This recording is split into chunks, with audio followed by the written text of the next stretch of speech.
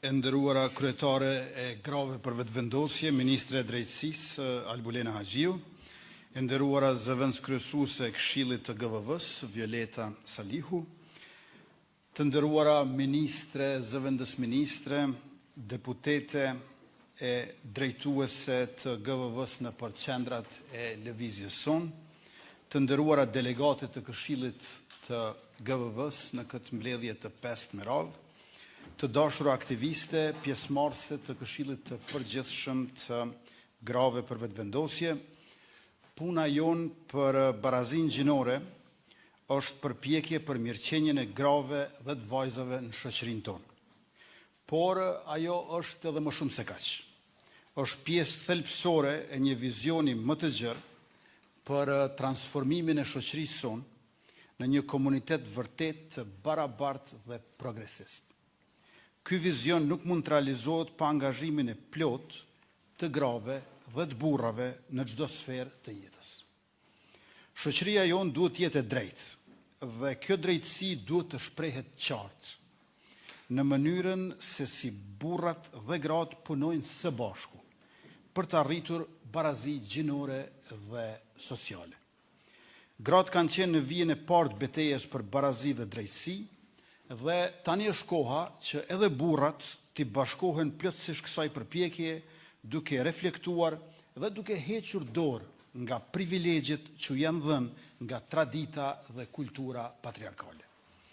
Jam krenar të theksoj arritjet tona konkrete drejt kësaj barazie. Në zgjedhjet parlamentare të vitit 2025, kemi përfshirë 41 gra në listën tonë, 10 prej tyre në 20 e parë, një hap historik që dëshmon për kushtimin tonë. Sot lëvizja vetëvendosje ka 48 deputet në Kuvendin e Kosovës, prej të cilëve 22 janë gra, duke e quar përfaqësimin e grave në një nivel rekord prej mbi 45%. Dhe ajo çfarë është po ashtu interesante, në pranverën e vitit 2021, prej të gjitha grave të cilat i kishim në listë aso kohe, 39.7% fituan dhe u zgjodhën deputete. Ndërkaq në këtë pranverë, prej 41 grave që i patëm në listë, 22 u bën deputete, që do të thotë 53.7%. Për 4 vjet kemi kaluar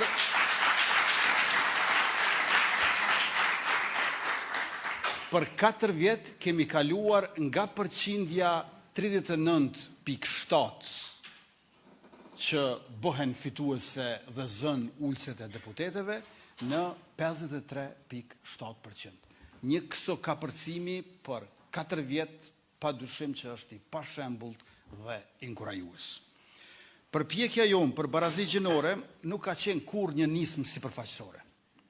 Ajo është mishëruar në çdo fushë veprimi, është shprehur në çdo takim të mbajtur, në secilin hap që e ka bërë lëvizja jonë e përbashkët. Ky angazhim ka kulmuar gjatë fushatës son, ku kemi realizuar mbi 400 tubime me gratë në çdo cep të Kosovës, nga qytetet e mëdha të fshatrat më periferike të Republikës. Tubimi madhështor me 29 janar si vjet, në sallën 1 tetori, ishte dëshmi e fuqisë son kolektive dhe e optimizmit qytetar i cili na shoqëron në këtë rrugtim. Ky angazhim nuk është faqur vetëm teren, ajo është përfshirë dhe jetësuar edhe në programin ton politik, ku barazia gjinore nuk është një fjali simbolike, por një drejtim i qartë veprimi. Shembulli më i prekshëm është superpuna për gratë. Ndërkohë që superpuna për tri vazhdon, në mandatin vijim do ta jetësojmë superpunën për gra, që synon të jap grave jo vetëm vendin që u takon në tregun e punës, por edhe dinjitetin që meritojnë në çdo aspekt e fazë të jetës. Në zgjedhjet parlamentare, gratë aktiviste kanë qenë mbështetëse të palodhshme të grave të nivelit të tretë organizativ, duke krijuar hapësirë për fuqizimin dhe suksesin e tyre. Aktivistët gjithandej, qendrave televizjes e pikave të vetëvendosjes kanë punuar për lëvizjen ton, duke vënë në lëvizje gratë nga fshatrat më të largëta në mbështetje të vetëvendosjes e në përkrahje të grave deputete. Tani është momenti që këto gratë nivelit të tretë ta kthejnë këtë mbështetje në zgjedhjet lokale duke bashkëpunuar nga lart poshtë për të siguruar fitoren tonë të përbashkët në çdo komunë, fitoren e shumë aktivistëve nëpër komunat e Kosovës.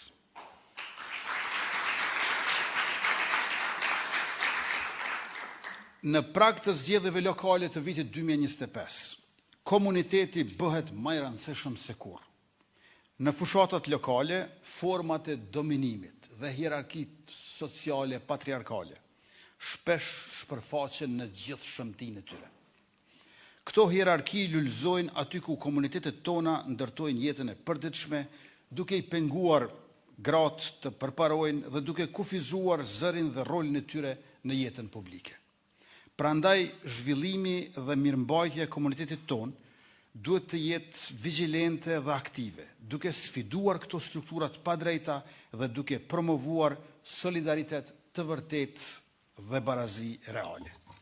Zgjedhjet lokale janë një mundësi e jashtëzakonshme për të realizuar këtë angazhim në nivel komuniteti. Çdo komunë ka aq shumë veçanti dhe ndryshimet fillojnë pikërisht aty, nga komunitetet tona, nga përfaqësimi ynë në nivel lokal. Është rëndësishme që në ato komuna ku kandidatja për kryetare nuk është grua, të paktën bardhësia e listës të jetë grua.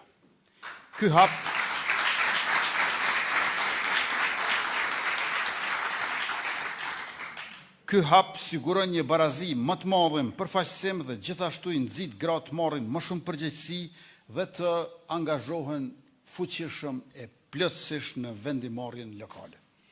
Gratë për vetëvendosje po krijojnë gjithherë më shumë një hapësirë tre politike, ku zëri i grave dëgjohet dhe artikulohet e shndërrohet në veprim.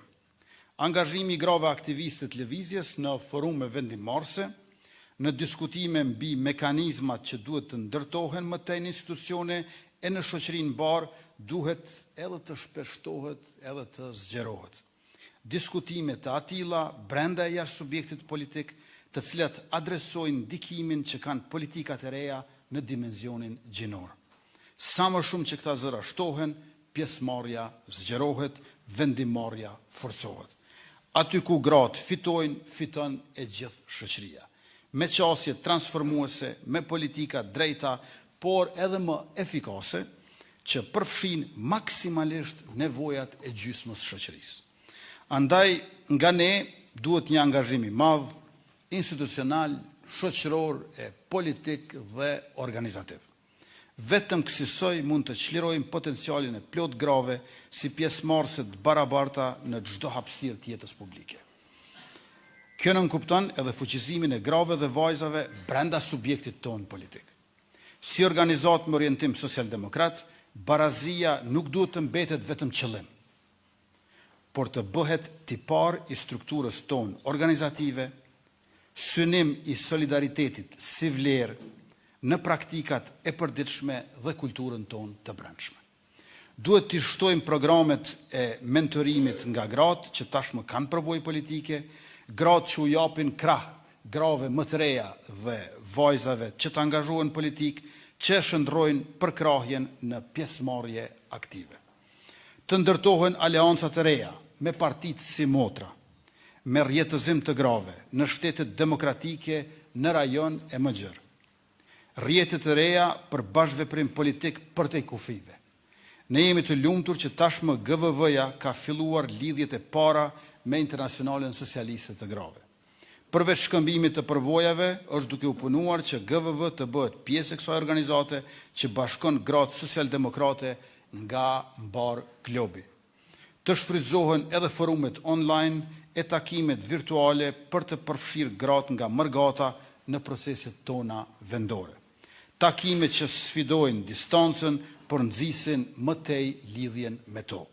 Të organizohen fushata intenzive për të sfiduar stereotipet gjinore, përdorimi i medjave sociale dhe ngjarjeve publike për të luftuar këto stereotipe e të promovohet pjesëmarrja e grave në sferën publike. Të nderuara delegate të Këshillit të Grave për Vetëvendosje, aktiviste e anëtare të lëvizjes, më duhet të flas edhe për situatën aktuale politike në të cilën ndodhemi, sepse kjo situatë gjithashtu e reflekton përballjen me struktura hierarkike patriarkale të prapambetura. Përderisa ne si qeveri në ndërmarrje administratë publike angazhohemi përdit që grave t'ju besohen pozita të ndryshme udhëheqëse, deputetët e opozitës nuk po e bëjnë këtë në Kuvendin e Republikës. Jo më larg se para 2 ditëve, në mbledhjen e qeverisë të 260-ën me radhë, emëruam 3 gra në pozita të larta drejtuese. Drejtoren ekzekutive në Agjencinë për Arsim dhe Aftësim Profesional dhe Arsim për të Rritur, drejtoren e përgjithshme në Inspektoratin e Arsimit dhe drejtoren ekzekutive në Agjencinë e Meteorologjisë Kosovës. Lufta kundër kryetares GVV-s Albulena Haxhiu nuk është vetëm përplasje politike a partijake, por edhe përballje gjinore. Refuzimi për ta votuar atë si krye parlamentare tregon frigën që elitat patriarkale kanë nga gratë guximshme të cilat sfidojnë status quo. Gruaja të cilën më së shumti e ka votuar populli i Kosovës në zgjedhjet e 9 shkurtit është Albulena Haxhiu. Në vend se ta respektojnë popullin, e luftojnë Albulenën. Dhe kush e bën këtë? E bëjnë edhe 10 deputet që sot janë në opozit dhe e kanë votu zajednicën me 27 qershor të vitit 2013. Po ashtu 10 deputet që sot janë në opozit e kanë votuar amnestimin e kriminalëve serb në veri me 11 korrik 2013. E bëjnë edhe 7 deputet opozitar sot, të cilët me 3 gusht të vitit 2015 e kanë votuar gjykatën speciale. Dhe e bëjnë 15 deputet opozitar që janë tani e patën votuar demarkacionin me Malën e Zi me 21 mars 2018. E këta deputet të papenduar për këto 4 votime kaq të këqija nuk e votojnë Albulena Haxhiun. Dhe bile ja pamundsojnë korumin Kuvendit për votim të fshehtë. 5 deputet opozitar i kanë votuar të 4 këto të këqija, kurse Albulena Haxhiu asnjërin prej tyre. Ku ka më mirë se pikërisht Albulena Haxhiu ta udhëheq Kuvendin e Kosovës në legjislaturën e 9.